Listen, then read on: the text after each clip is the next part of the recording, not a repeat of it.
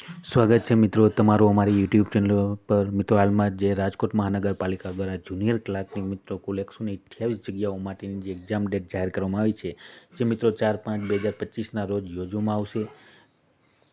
મિત્રો તેનો સમયગાળો રહેશે સવારના 11 વાગ્યાથી 12:30 વાગ્યા સુધીનો રહેશે મિત્રો, એટલે કે 1.5 કલાકનો સમયગાળો રહેશે અને મિત્રો રવિવારે એક્ઝામ યોજવામાં આવશે। હવે મિત્રો તેનું પરીક્ષાનું જે માધ્યમ રહેશે તે ગુજરાતી માધ્યમ રહેશે।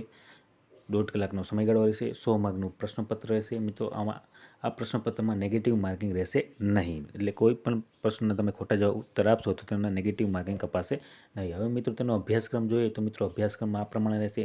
જે મિત્રો સૌપ્રથમ ક્રમ નંબર 1 ઉપર જોઈએ તો મિત્રો સામાન્ય જ્ઞાન અને કરંટ અફેરના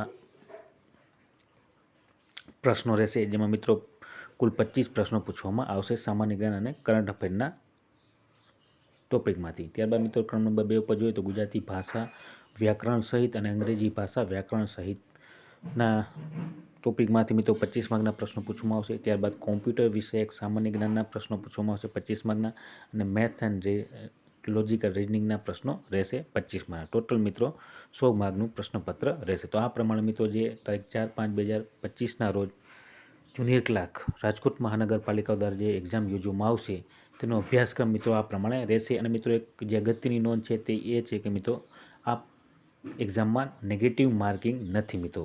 ખોટા તમે ઉત્તર આપશો તો તેના 0.25 કે 0.33 જે નેગેટિવ માર્કિંગ રહેતા હોય છે તે છે નહીં।